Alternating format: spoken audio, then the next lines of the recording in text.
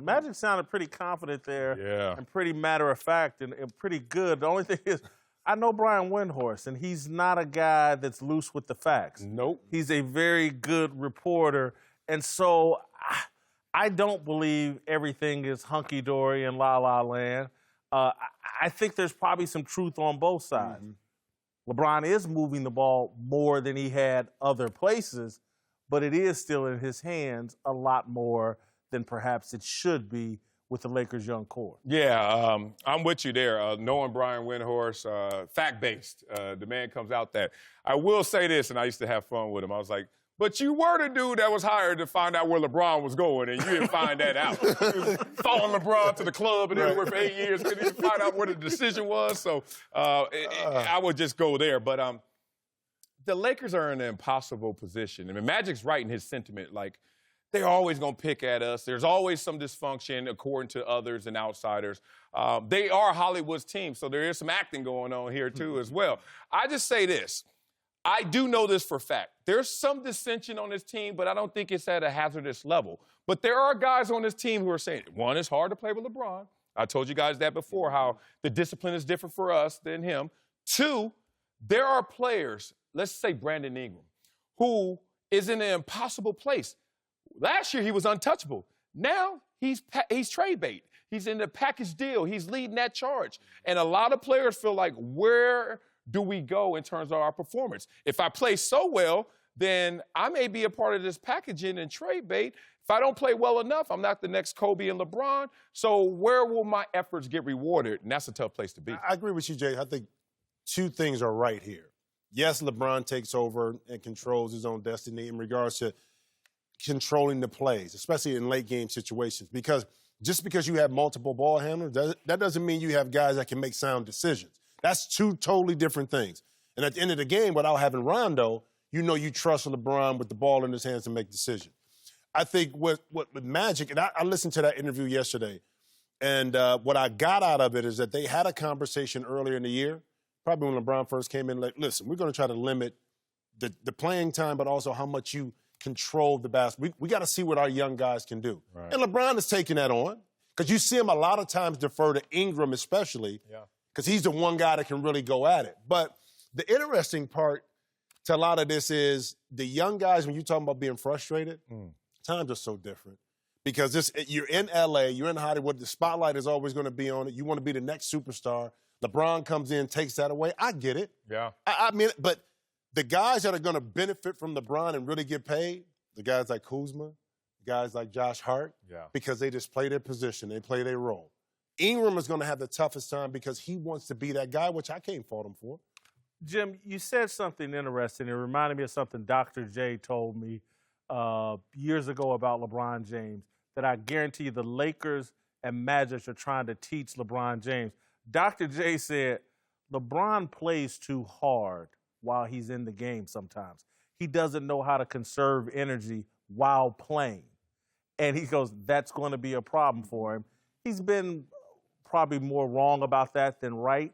But I guarantee you at age 34, that's what Magic and the Lakers are concerned about. It's like, hey, man, we can have you on the court doing less rather than having to take you off the court so you can play as hard as you want at all times. I think they're trying to figure out how to rest LeBron while he's playing, and that's moving the ball and getting out of his hand. He had to be the playmaker all the time. The toughest part is that, look at MJ. MJ, you can put him in the mid-post, you can put him at the post, you can have guys interact, and he can play well off the ball.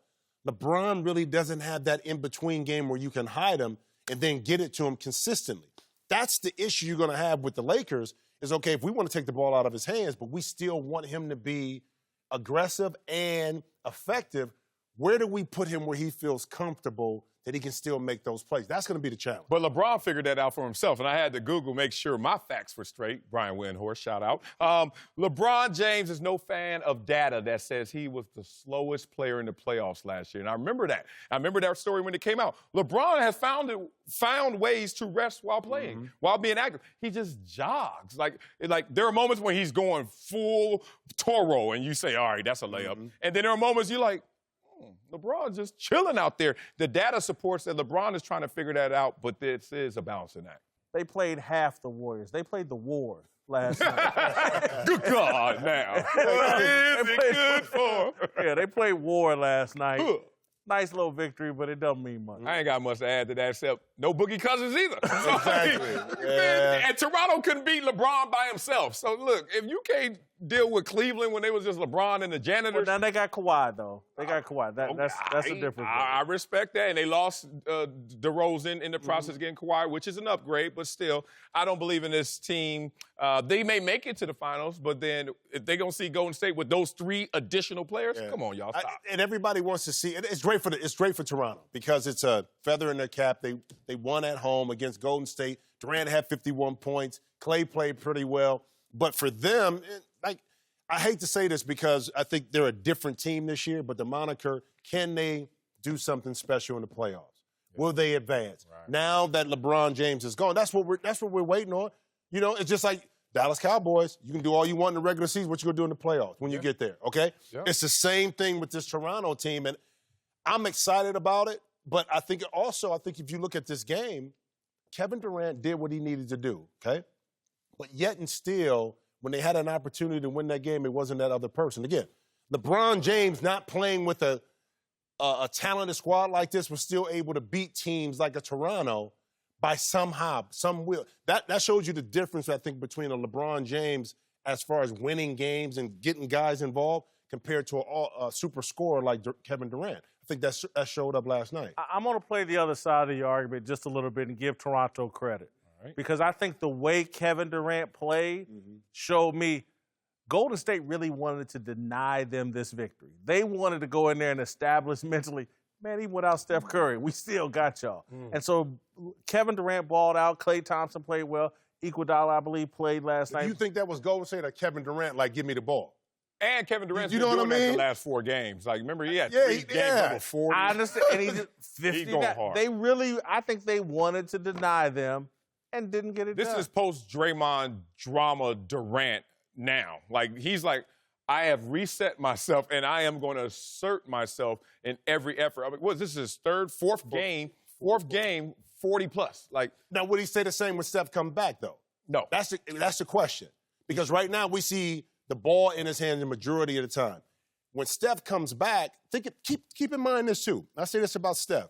It affects Klay Thompson because the shots that Klay is getting right now are not the same shots that he gets when Steph is in the game. So all that dynamics are going to change once he gets back on the court. Better shots with Steph? Yeah, oh, definitely. Yeah. You can see more forced shots by Klay when Steph is not there because Steph, the way he pushes the ball, the pace of play is different. He opens up the court. It makes it a lot easier for everybody else. So I do think those dynamics will change a bit. Yeah, well, my Clippers beat them. They showed some second spectrum stats. Stop the ball movement, everything is stagnant without Steph. Stop that's how we attack them. Thank you, Jim. We.